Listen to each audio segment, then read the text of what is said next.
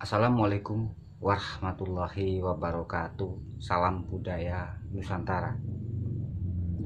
Semoga keberkahan, keselamatan, dan kesehatan selalu terlimpahkan kepada penonton di channel ini. Sahabat sekalian, pada kesempatan kali ini saya akan membagikan sebuah wawasan. Apabila menemukan benda ini di rumah atau di sekitaran rumah, bisa jadi karena benda tersebut menjauhkan rumah kita dari keberkahan, menjauhkan rezeki untuk masuk ke dalam rumah kita, dan sebisa mungkin jauhkan benda-benda ini sejauh mungkin dari rumah kita. Untuk benda yang pertama,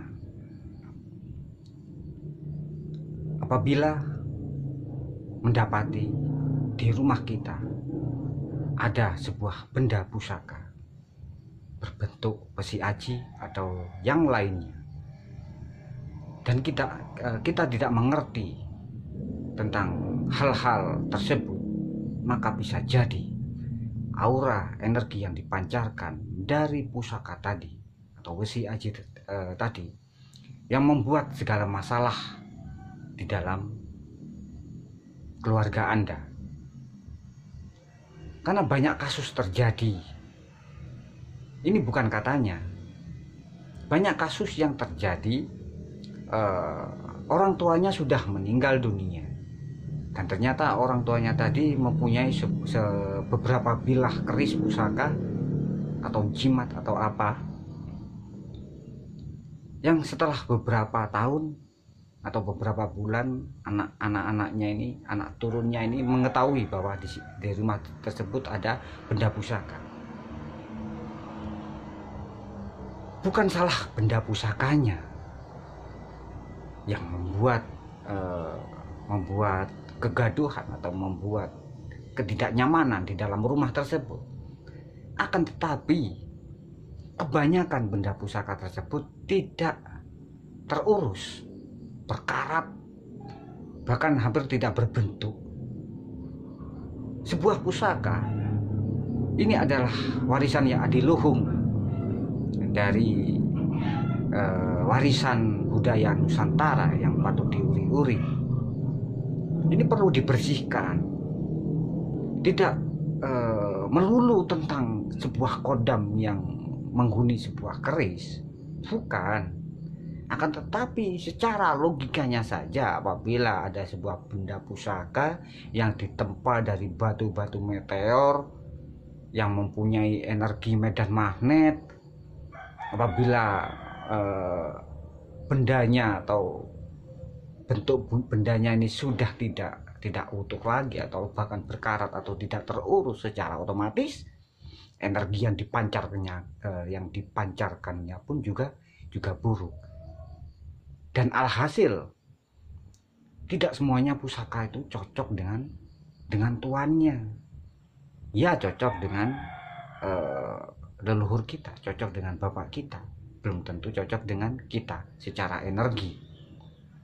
Sebisa mungkin apabila tidak mengerti tentang hal-hal tersebut, maka sesegera mungkin berikanlah benda pusaka tersebut kepada orang yang paham dan mengerti tentang benda pusaka, dan akhirnya benda pusaka tadi tidak terbuang sia-sia dan akhirnya tetap lestari dan dapat dilihat oleh anak cucu generasi sesudah kita.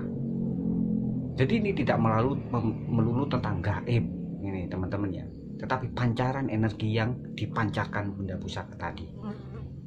Yang kedua, sebisa mungkin singkirkan benda-benda yang berasal dari tulang belulang dari dalam rumah kita, aksesoris atau apalah bentuknya yang berasal dari tulang, segera mungkin pindahkan atau keluarkan dari rumah kita.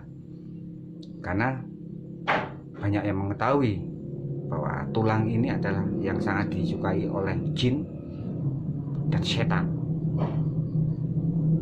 Dan benda yang selanjutnya adalah yang perlu disingkirkan dari dalam rumah kita adalah perabot rumah yang pecah, piring yang pecah, kaca yang pecah, sesegera mungkin keluarkan dari rumah kita. Karena banyak meyakini bahwa kaca atau perabot rumah yang pecah apabila disimpan di dalam rumah ini menimbulkan sebuah prasangka, menimbulkan sebuah perpecahan, dan ini merupakan bentuk energi saja, spirit. Tapi akan tetapi segera keluarkan saja dari dalam rumah dan buang jauh-jauh dari dalam rumah. Dan yang selanjutnya, apabila kita tidak sengaja mendapatkan sebuah kain atau rajahan atau apapun yang dipandang di sekitaran rumah kita, secara tidak sengaja Allah memperlihatkan kepada kita, maka ambil dan buang jauh-jauh atau bakar sekalian.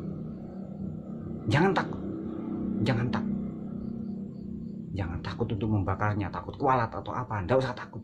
Niatan bismillah karena Allah Subhanahu wa Ta'ala, bakar saja itu tadi tumbal yang ditanam, yang sengaja atau sengaja ditanam di area rumah kita untuk membuat kacau keluarga kita.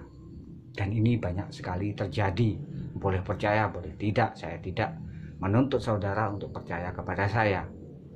Apabila hal ini bermanfaat, monggo dipersilahkan untuk mengikuti.